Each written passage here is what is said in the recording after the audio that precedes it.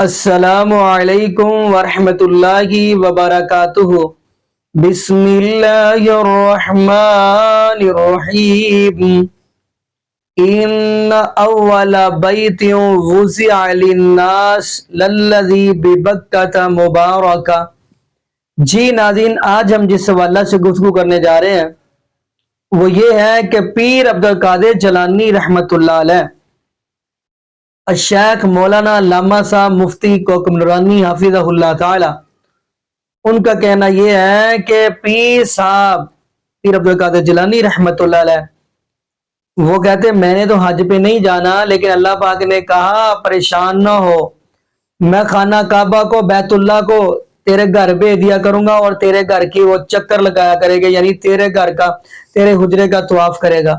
تو آگے ناظرین میں چاہتا ہوں کوکب نورانی حافظہ اللہ تعالیٰ کی زبانی سنتے ہیں، کیونکہ ناظرین اس چیز پہ بھی آپ خوش ہوا کریں کہ آپ کے معاشرے کے اندر ایسے لوگ بھی ہیں جو آپ کو بڑے یعنی کہانیاں سناتے ہیں، اور کچھ لوگ جو ان کے پاس بیٹھے ہوتے ہیں ان سے وہ کہانی پکڑی نہیں جاتی، اور جو اللہ پاک نے جن کو سمجھ دی ہے وہ پکڑ لیتے ہیں۔ خیر آگے ناظرین اسی کی زبانی ہم وہ ویڈیو دیکھتے ہیں، پھر انشاءاللہ ناظرین ہم بھی گفتگو کریں گے۔ تو آگے ناظرین مل کے ویڈیو دیکھتے ہیں۔ دل میں تڑپ تھی جس دن قافلہ جانا، میں چھت پہ چڑھ گیا، سامنے قافلہ جا رہا تھا، میں دیکھتا رہا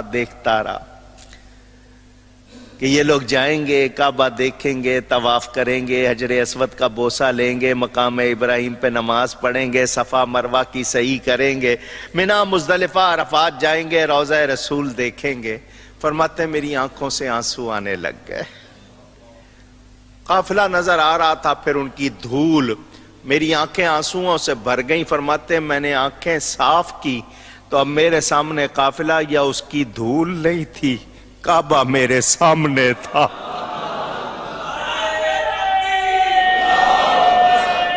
اللہ نے گویا کیا فرمایا، تو عبد القادر ہے، میں القادر۔ القادر کے معنی جو سب کچھ کر سکتا ہے۔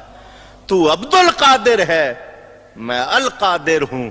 تو نے آنا چاہا، ماں نے آنے نہیں دیا، مگر تو پیارا ہے، تو نے خواہش کی ہے، میں القادر ہوں۔ تو کعبے نہیں آیا، میں کعبے کو تیرے پاس بھیج دیتا ہوں۔ فرماتے میں نے سارا منظر وہیں سے دیکھا، یہ اس وقت کی شان ہے، ابھی کم سن ہے، ابھی۔ پھر وہ وقت بھی آیا جب آپ غوثیت کے مقام پر فائز ہوئے، فرمایا کعبہ میرے حجرے کا طواف کرتا ہے۔ کہ بعض لوگ ایسے بھی ہوتے ہیں کہ خانہ کعبہ خود ان کی زیارت کے لیے جاتا ہے، کیا یہ بات درست ہے؟ کہانی شریف ہے جی، خانہ کعبے کو کیا ضرورت ہے کسی کی زیارت کرنے کی؟ تو وہ اصل میں یہ بتانا چاہتے ہیں کہ جی پھر وہ آپ کو کہانی بھی کرائیں گے، وہ کہیں گے ترمذی میں ابن ماجہ میں حدیث ہے نا کہ نبی علیہ السلام نے کہا کہ اے کعبہ تیری خوشبو بڑی پیاری ہے، لیکن ایک مومن کی حرمت اللہ کے نزدیک تو اس سے بڑھ کے ہے۔ تو سر وہ ہر مومن کی حرمت بڑھ کے ہے، لیکن کسی مومن کا طواف نہیں ہو سکتا۔ ہمارے نزدیک تو ہم اگر یہ کہیں کہ ہم نبی علیہ السلام کی عظمت خانہ کعبے کی عظمت سے بڑھ کے سمجھتے ہیں، لیکن نبی علیہ السلام کا طواف تو نہیں کر سکتے۔ شرعی حکم تو اپنی جگہ رہے گا، اینالوجیز تو نہیں بنے گی۔ ہمارے نزدیک نبی علیہ السلام کا مرتبہ حضرت آدم علیہ السلام سے زیادہ ہے، لیکن کوئی فرشتہ نبی علیہ السلام کو تو سجدہ نہیں کرے گا۔ آدم علیہ السلام کو اللہ تعالیٰ نے علم منوانے کے لیے کیا، ہم بھی نبی علیہ السلام کو نہیں کر سکتے سجدہ۔ تو اس طریقے سے یہ بھی یعنی کہانیاں مشہور کی ہوئی ہیں انہوں نے، عجیب و غریب قسم کی باتیں مشہور کر دیتے ہیں، اور بس وہ آپ کو ٹرک کی بتی کے پیچھے لگا دیتے ہیں، آپ لگے رہیں۔ اس طریقے سے کبھی دین ثابت نہیں ہوتا۔ کون سی بات پوچھ رہے تھے وہ؟ خانہ خانہ کعبہ زیارت کو آتا ہے، سر نہیں آتا۔ میں یہ کتابوں کا خدا اور ہے، بابوں کا خدا اور، میں آپ کو کتابی بات بتاتا ہوں، بخاری میں موجود ہے پوری صلح حدیبیہ والی حدیث۔ آپ پتہ نبی علیہ السلام کو مشرکین عرب نے مکہ جانے سے روک دیا، تو نبی علیہ السلام حدیبیہ کے موقع پر معاہدہ ہوا، صحابہ کرام اتنے غمگین تھے کہ نبی علیہ السلام نے 3 دفعہ فرمایا کہ احرام اتار کے اپنے قربانی کے جانور یہیں ذبح کرو اور احرام کھول دو، ہم اگلے سال معاہدے کے مطابق آئیں گے۔ صحابہ کرام نہیں کھول رہے۔ ام سلمہ کے پاس نبی علیہ السلام خیمے میں گئے اور کہا کہ میں نے مطلب ان کو کہہ رہا ہوں یہ میری بات ہی نہیں مان رہے، یہ بخاری شریف ہے، مولانا شریف نہیں۔ صحابہ کرام کو قلق ہی اتنا تھا، تو حضور کے ساتھ لاڈ میں وہ ایسا کر رہے تھے، حضور کو سختی سے نہیں کہہ رہے تھے، لیکن ماننا تو چاہیے تھا۔ ام سلمہ نے کہا یا رسول اللہ چھوڑ دیں، آپ اپنا جانور قربان کریں، اپنا احرام کھول دیں گے, دیکھیں سارے کیسے کرتے ہیں, ہائے ہائے ہائے.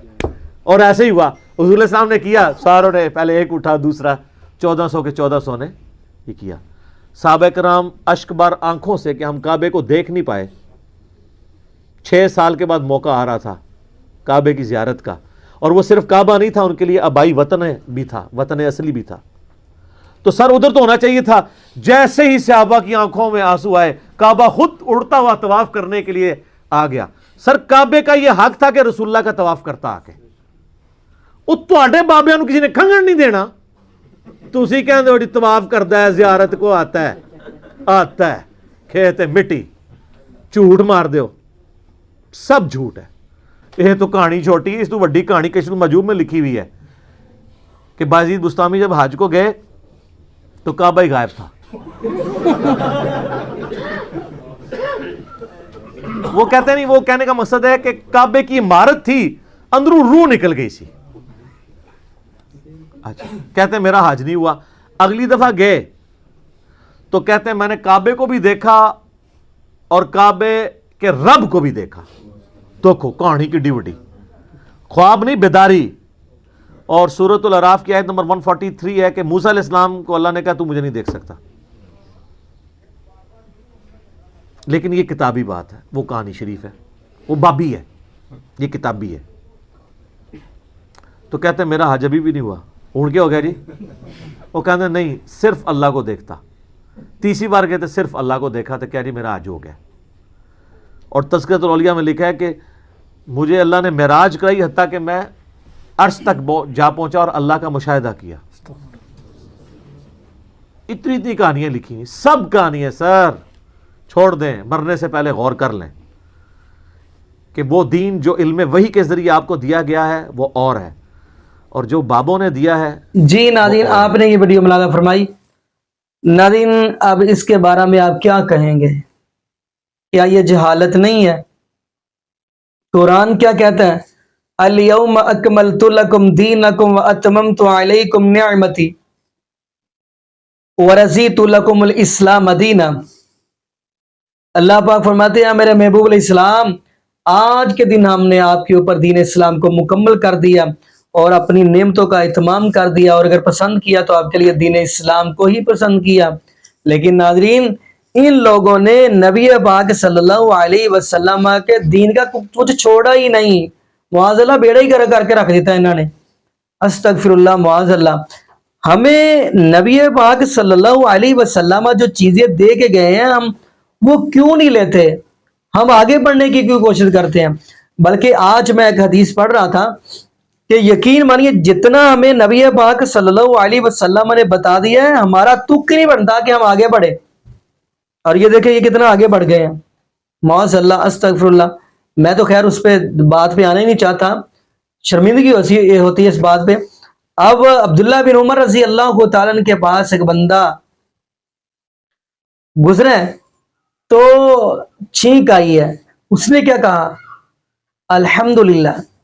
آگے کیا دیا؟ والصلاۃ والسلام علی رسول اللہ. حضرت عبداللہ بن عمر رضی اللہ عنہ فرمانے لگے, آیا کہ آپ کو نبی پاک صلی اللہ علیہ وسلم نے جو بات کہی ہے کہ جب چھینک آئے تو آپ الحمدللہ کہا کریں, یہ جو آگے والا جملہ بتایا یہ تو نبی پاک صلی اللہ علیہ وسلم نے نہیں بتایا, تو آپ یہ کیوں پڑھ گئے؟ جتنی بات نبی پاک صلی اللہ علیہ وسلم نے آپ کو بتائی آپ اتنا ہی کام کریں. قرآن بھی یہی کہتا ہے, آتاکم الرسول فخذوا وما نہاکم عنہ فانتہوا. جو میرا محبوب علیہ السلام آپ کو دے دے وہ آپ لے لیں, جس سے میرا محبوب علیہ السلام آپ کو منع کر دے وہاں سے آپ رک جائیں. تو ناظرین یہاں پہ ہم دعا ہی کرتے ہیں اللہ پاک ایسے لوگوں کو سمجھ عطا فرما دے, اور اللہ پاک ہمیں نبی پاک صلی اللہ علیہ وسلم کی شریعت کے مطابق زندگی گزارنے کی توفیق دے, اور اللہ پاک ہمیں 5 وقت کا پکا اور سچا نمازی بنا دے, اور جتنے بھی بے اولاد جوڑے ہیں اللہ پاک سب کو نیک نورینہ صحت تندرستی والی ایمان والی لمبی زندگی والی اولاد عطا فرما دے. جزاکم اللہ خیرہ, احسن الجزاء. السلام علیکم ورحمۃ اللہ وبرکاتہ.